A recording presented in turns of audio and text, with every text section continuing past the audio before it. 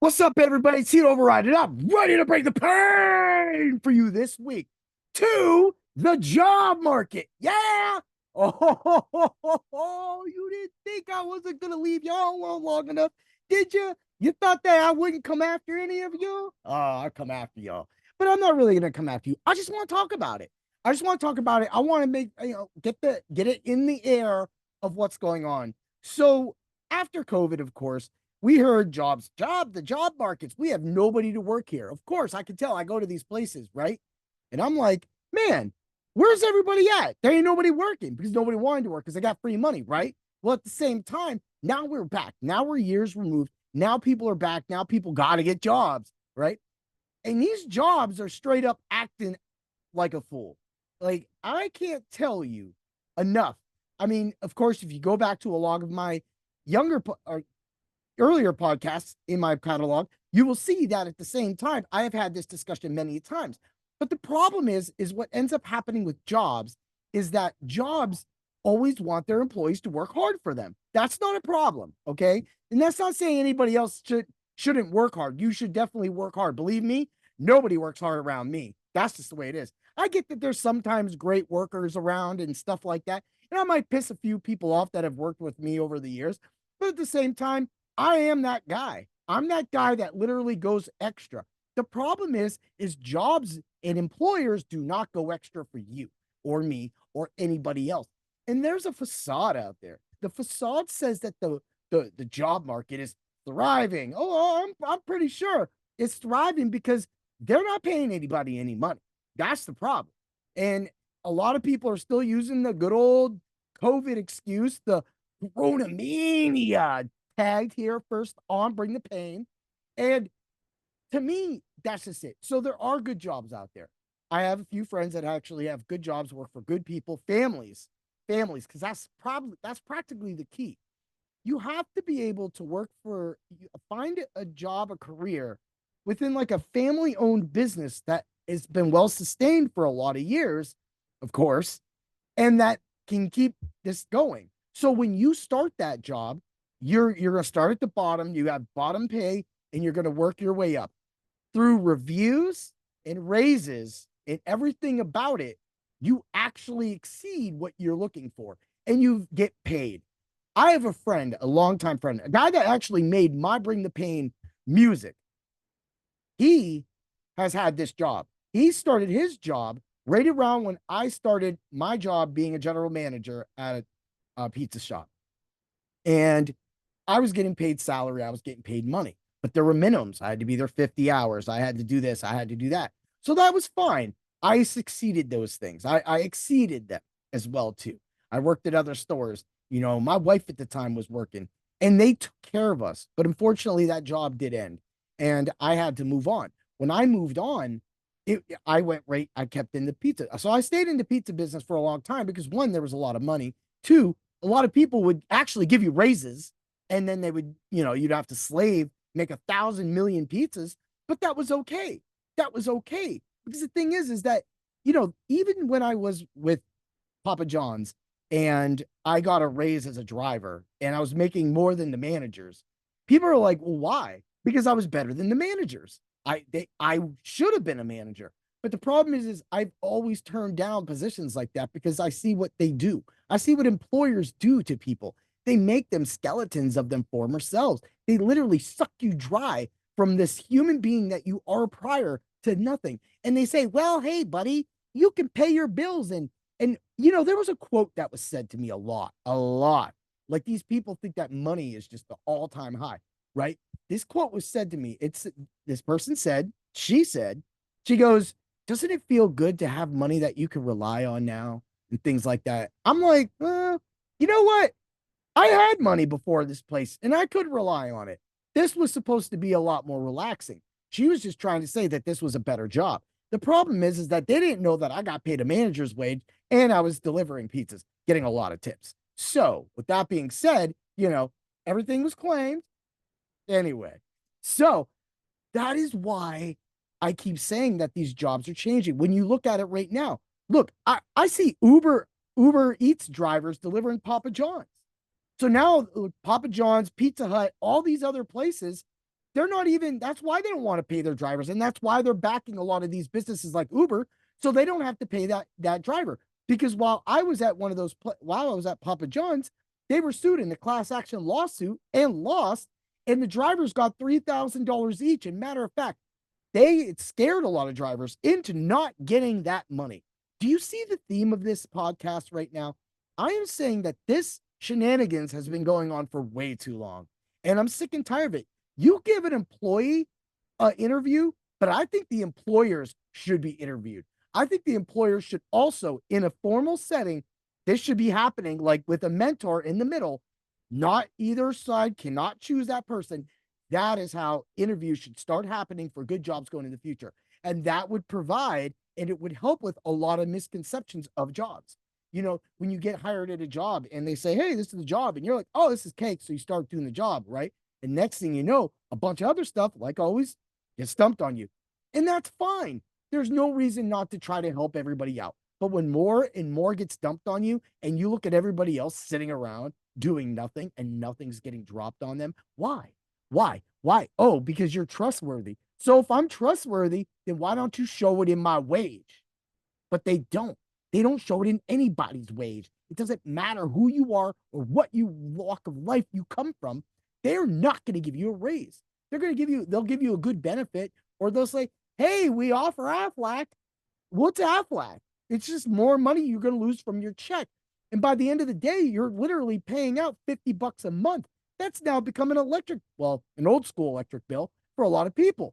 And at the same time, now you have another bill because you have Aflac, and then you have to pay for your insurance. So now you have two bills. You see what I'm saying is that they're not helping. And back in the day, when I was a general manager getting paid a salary's wage, my insurance was paid for 100%. That's the way it should have been done. That way you could keep yourself healthy for that business, right? No, now these businesses are having problems keeping their employees healthy because there's nobody protecting them and they don't want to go out of their own pocket to help their employee, right? So, and this has no ifs, ands, or buts or any trends towards any of my jobs or anything like that. I'm not a disgruntled employee. I am definitely well taken care of. However, there are flaws at my job, and those flaws have been mentioned in this podcast throughout. And that's the same flaw that comes with every job, unfortunately. But my problem is when does it become enough? When do the employers go, wait a minute, we have a structure, we're supposed to stick to it, but then they don't stick to that structure and they change things on the fly. You know, that's exactly what happened when COVID hit. When COVID hit, everybody had to change. I didn't want to change, of course, like most people. And I couldn't change. I couldn't wear a mask. There's just problems, breathing problems, nose problems. And my doctor goes, Rob, I can't say this right now. They're telling us do not write that excuse. And I looked at him and I was like, well, why? And he was like, honest, it's because it's that way. And that's all he could say. He actually moved out of the state only, I'd say a few months later. He moved into another state because he didn't like it here in Pennsylvania. And that was him. That was a movie. I'm sure he's making money. He was a great dude. He was a great doctor. He was my doctor for like 20 years, man. He was just an awesome guy, but he couldn't do it. And that's because they were scared of the government, of course, the enforcers, and of course, of people losing their job.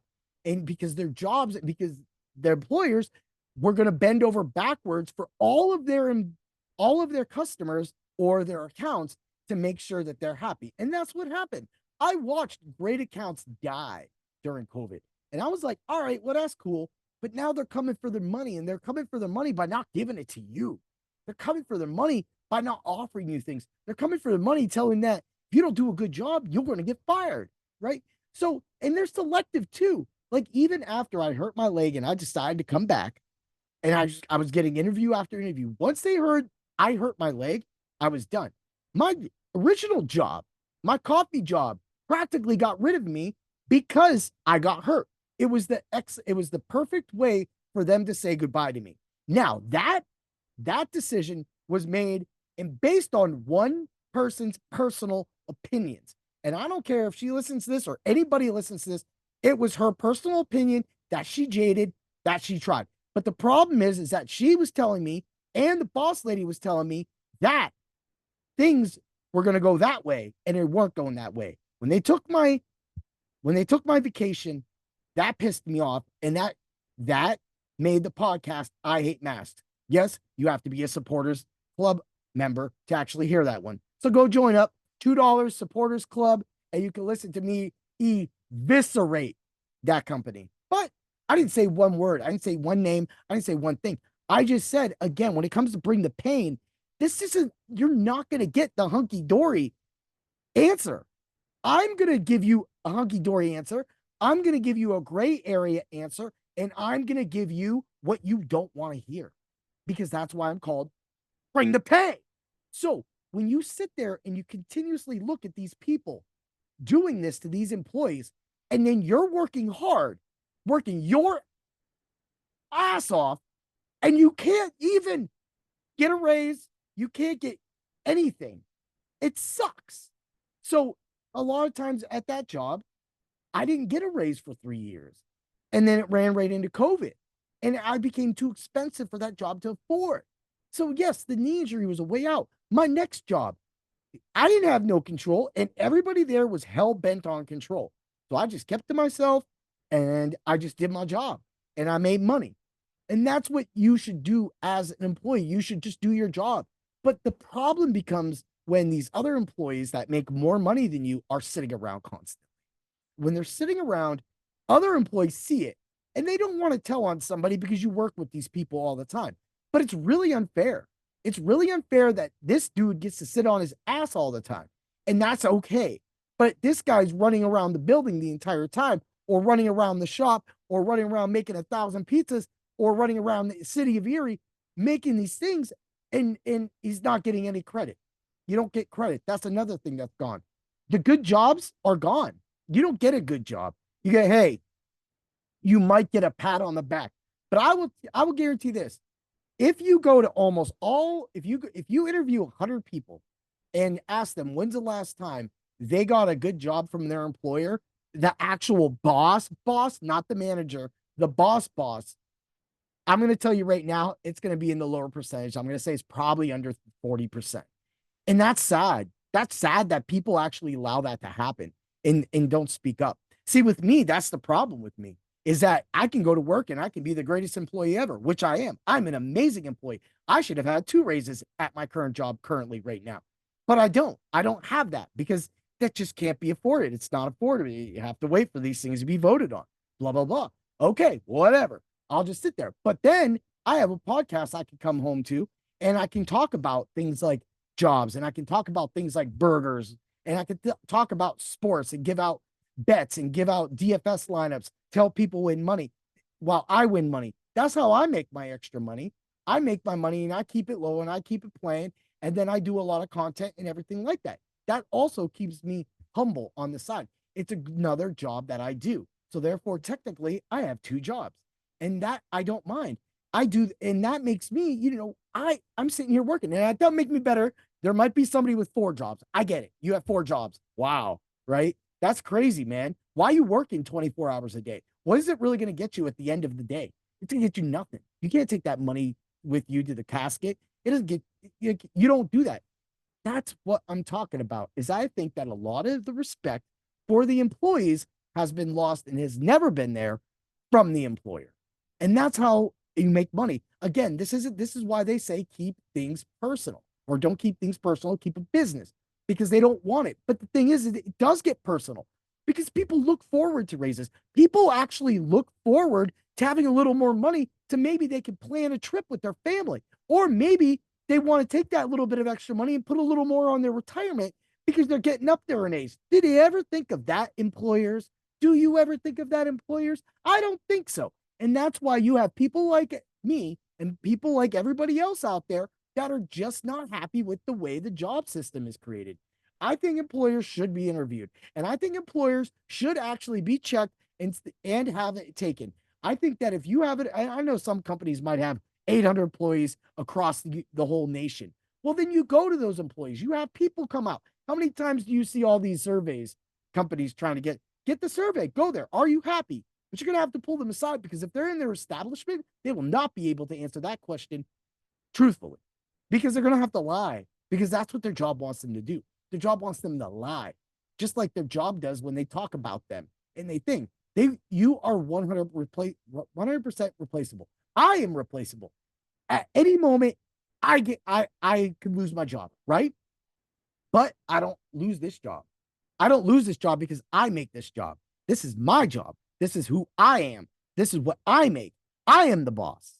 And I say that for a reason. And I say that because that's who I am. Because nobody tells me to do with my podcast. And that did come up at a previous job. They tried to tell me what to do or what I couldn't talk about. And that's the problem is when I have guests on, I cannot contain and I will not contain for the guests. I will let them talk as much as they want. And I think, honestly, what's really sad is that this company also went on and listened to my podcast and found a podcast from what they heard, things. And then they went and they listened to it and then they developed a personal gripe with me. Now, that's a personal gripe. That is not a business gripe. So therefore, my business side of things should not be affected, but they were. They were, because this person said, when I don't like you, I'm going to make sure you get removed from this company. Oh, that's so beautiful, man. That's so beautiful. That's the type of people that lead these people. That's the type of people that do not play well in my book, because I'm going to say something, whether it be on my podcast or I'm going to speak up. Now I speak up because now life has changed now. I'm not scared. I will speak up and I will say my feelings that I think that I'm being wrong. And guess what? I have. And I see, but the thing is like what I found funny about this whole thing, and I hope a lot of you found funny, but makes you really think, is that they have all this time to monitor your online. They have all this time to go listen to an hour and a half podcast back then. They have all this time to do that, but they don't have any of that time to thank you for your job, to thank you for the service that you provide for them, to thank you for coming to work every single day, to thank you for not calling off like the next guy who makes more money than you, by the way. We all know those people. People make more money, call off, always the problems in the manager's office. That's how you actually make more money. You have to be an asshole. But if you're not an asshole, they walk all over you. And that happens. And you'll always find somebody at a business with enough power to walk all over your ass. And that is wrong. And when they're spoke up against, the employer just gets their back anyway. So that's why people don't speak up against these people. That's why the employers are just employers now. Nobody cares about what you make your bottom dollar. Nobody cares because you're all shady. We all know you're shady. You wouldn't be in the business in this business if you weren't shady, right? And this does not go for every business owner. I know some amazing business owners, but in the end, a few great, amazing, super business owners does not make up for the rest of you business owners that are just literally complete scum. Have a great day, everybody. And always remember to bring the rage. Woo!